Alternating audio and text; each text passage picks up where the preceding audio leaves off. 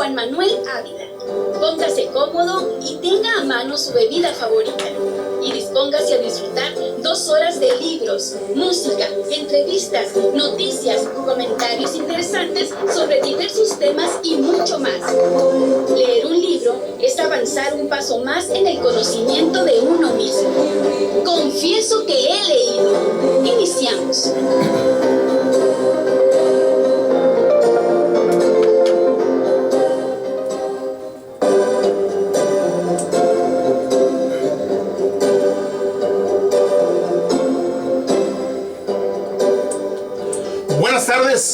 Buenas tardes, son las 7 de la tarde en punto, desde esta bella, invernal, no tan fría, pero siempre cálida y hermosa capital del estado de Sonora, Hermosillo. Es un gusto estar con ustedes hoy lunes 20 de enero de 2020 en el tomo 121 de Confieso que he leído.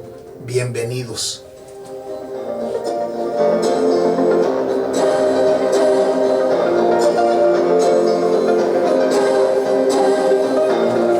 Ya estamos listos, todo el equipo de Confieso que he leído, Edna Gabriela, Lupita Martínez, Juan Loaiza, el equipo de Radio Sol, Benjamín Oseguera, María Luisa. ¿El café? Y el café también ya está listo para llevarles este tomo 121. Hoy vamos a continuar comentando Las peras del Olmo de Octavio Paz, esta recopilación de ensayos por allá de los años 50 acerca de la poesía mexicana. Vamos a tener, por supuesto, para la reflexión, ¿sí?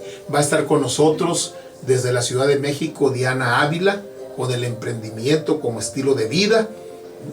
Vamos a tener los lunes de proceso, hoy lunes de proceso, la frase del día y la música. Pues la música es vernácula, la música es la música mexicana, folclórica, Los Alegres de Terán, José Alfredo Jiménez, Lorenzo de Monteclaro, Amalia Mendoza y uno de acá de Sonora, el Zaguaripa Valenzuela, Gilberto el Zaguaripa Valenzuela, que nos va a interpretar una de las canciones del día de hoy. Todo es de tipo canción mexicana. Esa es nuestra propuesta musical para el tomo 121.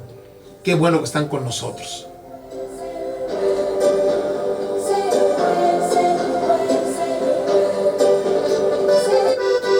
Café Tatiasca, el café del gran señor. Café auténtico de altura. Presenta.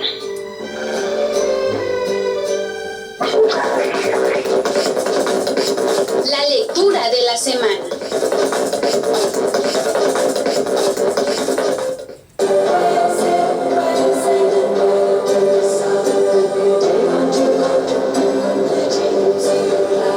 Bueno, en este primer ensayo que lo maneja Octavio Paz como una introducción, está hablando acerca de la poesía de Sor Juana Inés de la Cruz.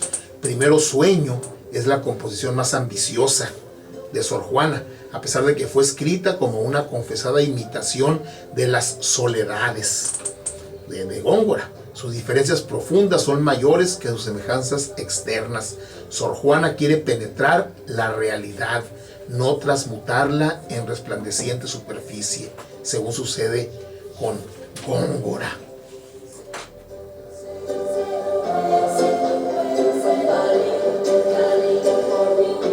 La substancia del poema no tiene antecedente en la poesía de la lengua y solo hasta fechas recientes ha encontrado un heredero en José Gorostiza. Primero Sueño, de Sor Juana, es el poema de la inteligencia, de sus ambiciones y de su derrota. Poesía intelectual, poesía del desengaño. Sor Juana cierra el sueño dorado del virreinato.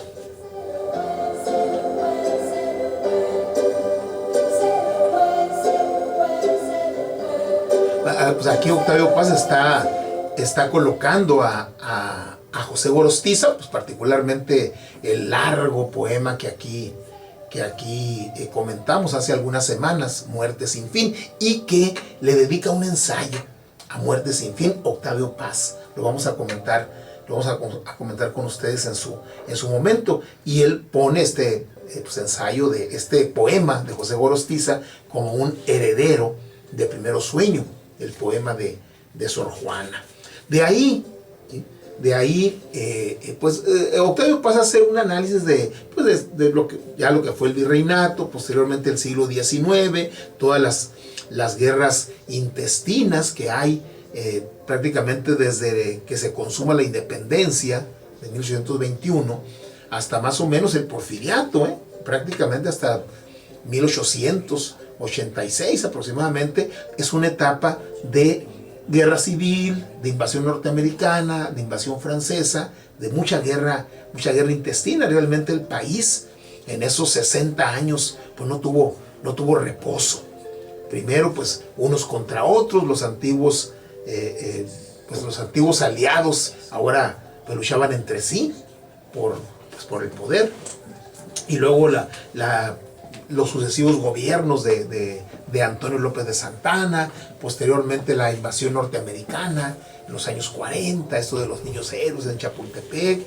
Después viene la promulgación de la Constitución del 57, que provoca una guerra intestina, la guerra de Reforma, la guerra de 3 años, una guerra entre liberales y conservadores, debido a lo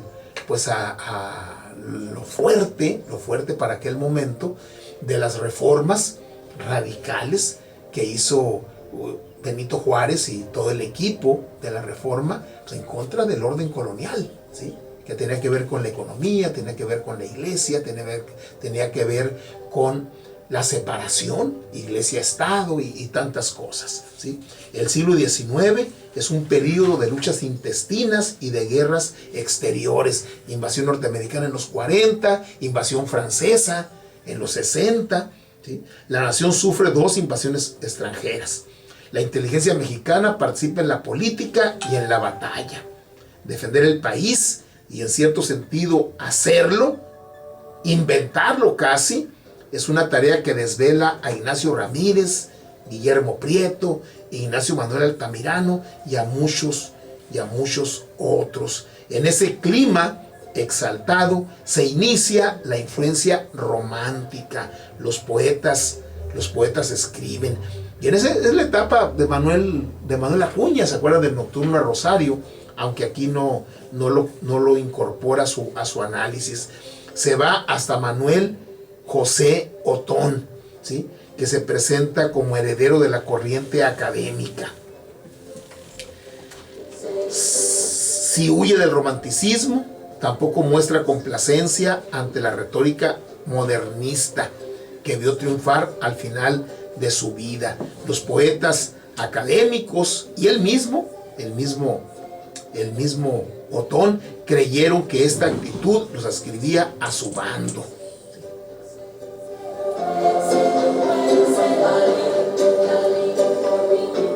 Los sonetos del idilio salvaje, a una estepa del Nazas y algún otro representan algo más que esa poesía de la naturaleza en que se complacía, petrificándose la escuela académica. El desierto del norte, enjuta cuenca de un océano muerto, dice un poema, y su cielo alto y cruel dejan de ser un espectáculo o un símbolo.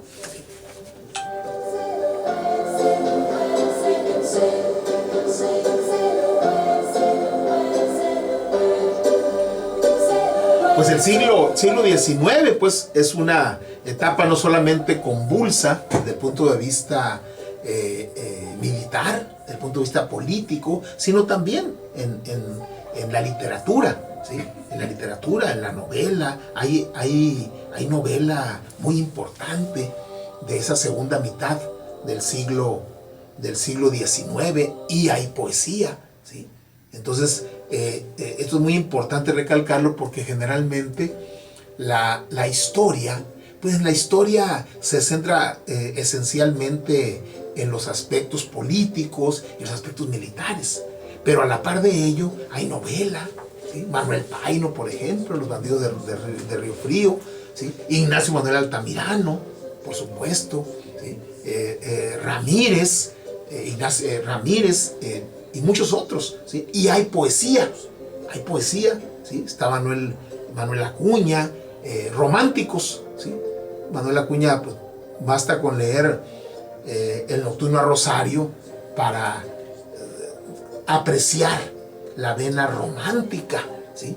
Ni bien yo necesito decirte que te quiero, decirte que te adoro con todo el corazón. Son líneas del poema Nocturno a Rosario, que por cierto, Manuel Acuña vivió ese romance quizás hasta cierto punto platónico, y terminó muerto muy joven. Manuel Acuña, entre enfermedad y suicidio. Es la época de los románticos.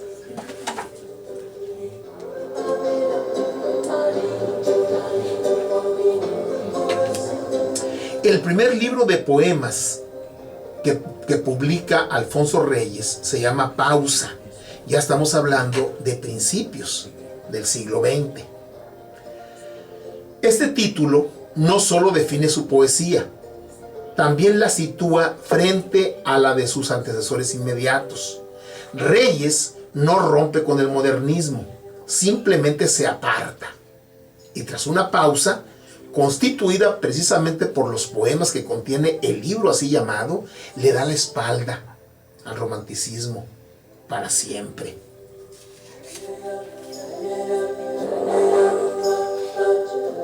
Recuerda que comentamos que Alfonso Reyes, un joven, él era hijo de uno de los prohombres del porfiriato, uno de los hombres más preclaros del porfiriato, el general Bernardo Reyes, que algunas plumas por ahí han hecho análisis metahistórico de decir qué hubiera ocurrido si realmente, en lugar de estarse eternizando en el cargo Porfirio Díaz, lo hubiera sustituido un militar, además un militar con una mentalidad muy abierta, ¿sí? Un militar muy culto como Bernardo Reyes, ¿sí? que aspiró a ser vicepresidente. Ramón Corral, sonorense, le gana la partida y él lo mandan de embajador a Europa, creo que hacia Francia, ¿sí? Pero Bernardo Reyes era un militar, ¿sí? Militar completo, pero tenía una vena intelectual muy interesante. De hecho, es un enigma para muchos de cómo su hijo Alfonso, ¿sí? Que no quiere para nada abrazar la carrera militar de su padre, ¿sí?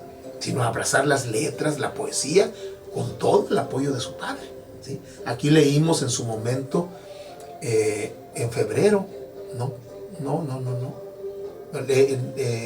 leímos aquí un poema que le dedicó Alfonso Reyes a su padre Bernardo Reyes cuando muere precisamente en la decena trágica, este levantamiento que hay el 20 de noviembre, con el tema de la revolución, ¿sí?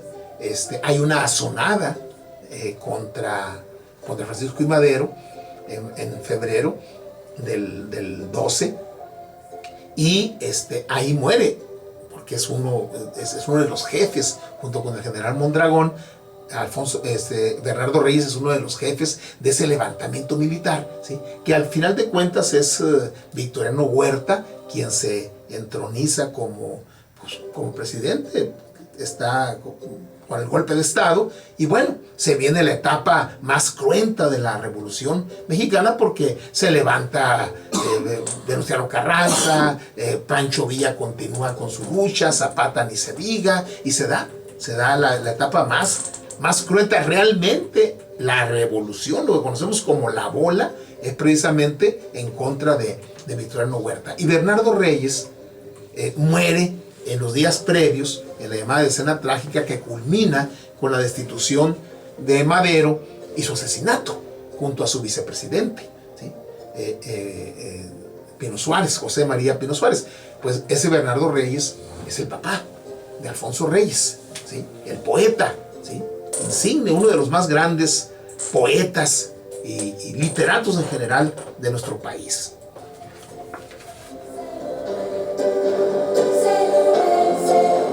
De ahí se va en este recorrido rápido Octavio Paz a José Juan Tablada y Ramón López Velarde, quienes rompen abierta y ostensiblemente con el modernismo. El primero, José Juan Tablada, era un tránsfuga de ese movimiento. La poesía de su juventud es uno de los ejemplos típicos de los vicios brillantes y vanos de esa escuela. Curioso, apasionado, sin volver nunca la cabeza hacia atrás, con alas en los zapatos, Tablada oía crecer la hierba. Es el primero que adivina la llegada del nuevo monstruo, la bestia magnífica y feroz que iba a devorar a tantos adormilados. La imagen. Enamorado de la poesía japonesa, Tablada introduce en nuestra lengua el haiku.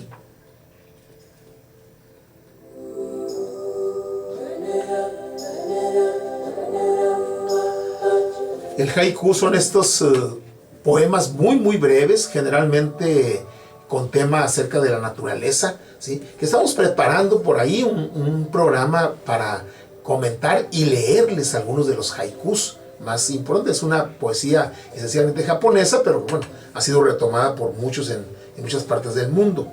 A despecho de las diferencias que los separaban, algo unía a estos dos poetas, a Velarde y a Tablada: su amor por la imagen novedosa, su creencia común en el valor de la sorpresa. De allí que Tablada fuese uno de los primeros en descubrir a López Velarde, y que años más tarde no tuviera dificultad en reconocer su deuda con el poeta de Zacatecas. Ramón López Velarde era provinciano, silencioso y reconcentrado, mientras Tablada era un poeta visual, capaz de aprehender una realidad instantánea en 3 versos. El otro era un hombre lento y en diálogo consigo mismo. Su imaginación no le servía para arder en fuegos de artificio, sino para ahondar en sí mismo y expresar con mayor fidelidad lo que tenía que decir. Yo anhelo expulsar de mí cualquier sílaba que no nazca de la combustión de mis huesos.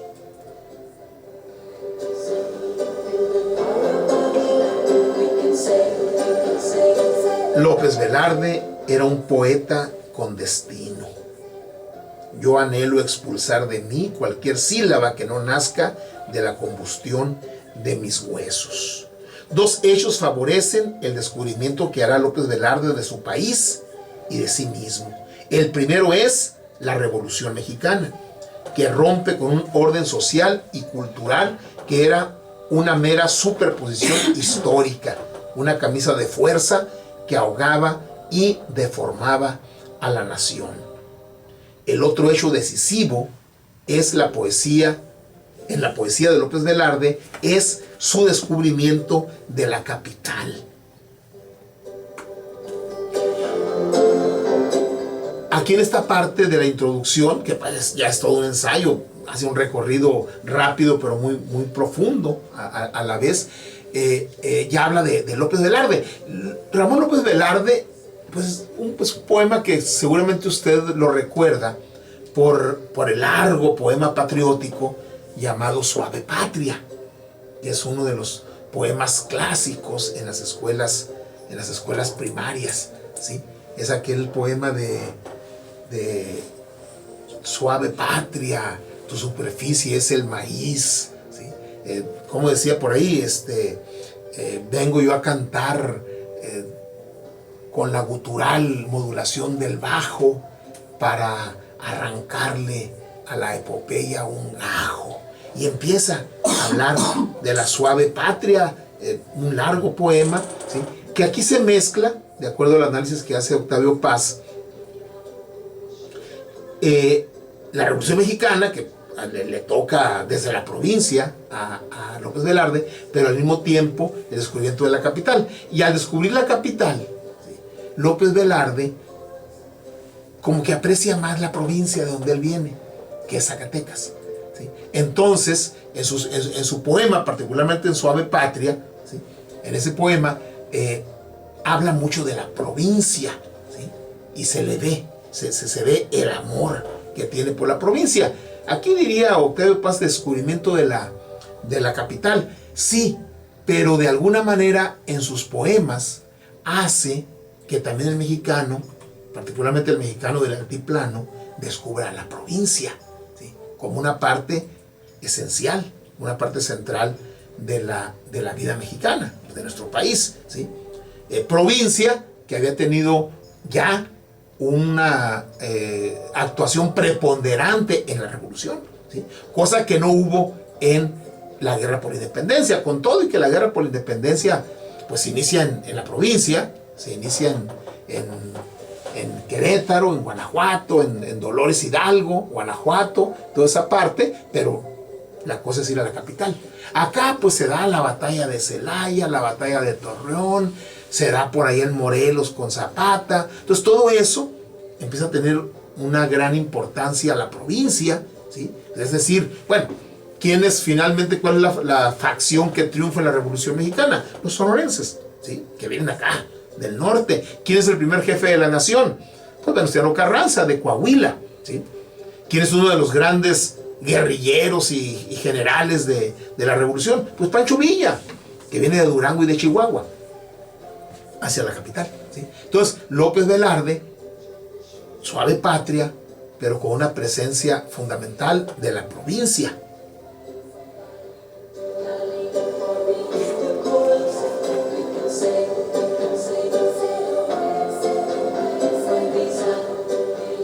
Dice Octavio Paz que López Velarde hubiera sido un poeta sentimental, ¿sí? Si no hubiera tenido ese lenguaje tan personal e inimitable que le permite descubrir su propia intimidad y la de su país. Y aún más, dice, en el primer poeta realmente mexicano, pues con López Velarde principia la poesía mexicana, que hasta entonces no había encontrado su lenguaje y se vertía en forma que solo eran suyas, porque también eran de todos los hombres. La búsqueda y el hallazgo de lo universal a través de lo genuino y lo propio. La herencia de López Velarde es ardua, invención y lealtad a su tiempo y su pueblo. Esto es una universalidad que no nos traicione y una fidelidad que no nos aísle ni ahogue.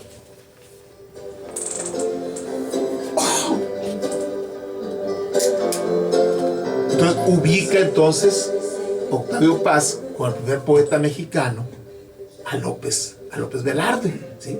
Porque no solamente le canta la Su Ave Patria, sino que en esta visión universal, ¿sí?, inscribe su provincianismo. O sea, es un provinciano con visión universal, ¿sí?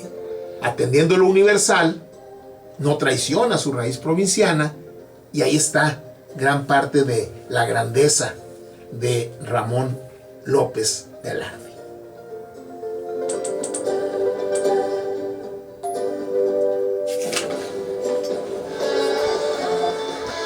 Ludwig Parlor Salón presente el Confieso que he leído.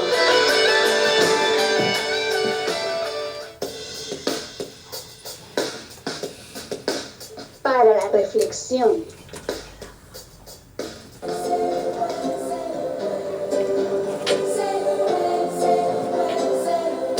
Estamos en la era de lo fugaz, nada dura.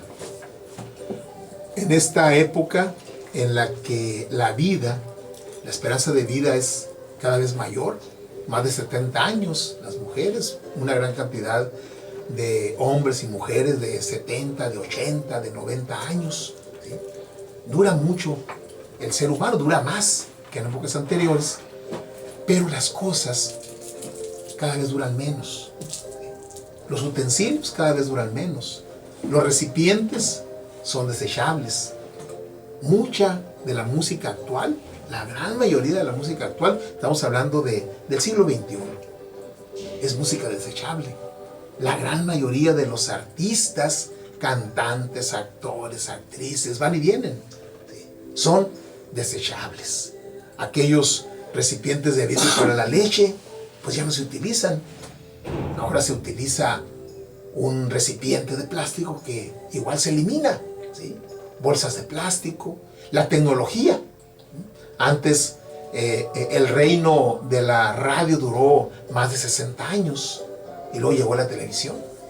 El reino de la televisión duró aproximadamente 30 años, ¿sí? Pero ahora el reino de los teléfonos es efímero, ¿sí? Cuando llegó los primeros mensajes de texto con el ya extinto Viper, ¿sí? El Viper no duró ni unos cuantos años tan siquiera. Todo es fugaz, ¿sí? Y parece ser que en esta fugacidad también están las relaciones humanas. Ahora los matrimonios duran menos, los noviazgos duran menos, las relaciones entre seres humanos duran menos. Todo se vuelve desechable, ¿sí? Los mensajes, las cartas tardaban para escribirse horas, si no es que días, y tardaban para llegar días, ¿sí? Y hay personas que aún conservan las cartas que en su momento escribieron, ¿sí? Y hay libros completos que se han hecho sobre personajes teniendo como centro las cartas que escribieron. Aquí les comenté en alguna ocasión las cartas de Emiliana, estas cartas que los familiares de doña Emiliana de Sobeldía le hacían llegar desde España. Aquí les comenté la semana pasada de cómo hay unas cartas en donde Elena Garro y Bioy Cázares se intercambiaban la pasión a través de las letras, y ahí están en la Universidad de Princeton, ¿sí? Las cartas eran duraderas. Ahora los mensajes de texto vía las diversas plataformas duran un instante. Es la fugacidad. ¿Podemos luchar contra la fugacidad? No podemos luchar contra la fugacidad, pero sí podemos hacer que esa fugacidad no nos arrastre. A veces el ser humano puede pasarse 1 o 2 horas revisando mensajes y al final de esa hora siente que la perdió porque los 20, 30, 50, 100 mensajes que en ese instante revisó no le dejan absolutamente nada. Todo es fugaz, hasta las relaciones humanas, hasta los matrimonios, hasta los noviazgos, hasta el amor. ¿Sí? ¿Podemos luchar contra la fugacidad? Yo creo que no, pero sí podemos hacer que nuestra vida no se vuelva fugaz. Tenemos que controlar esa fugacidad, no renunciar a la instantaneidad que nos da el siglo XXI, aprovecharla, pero guardar reductos en nuestra vida que no sean fugaces. Se lo dejamos para la reflexión.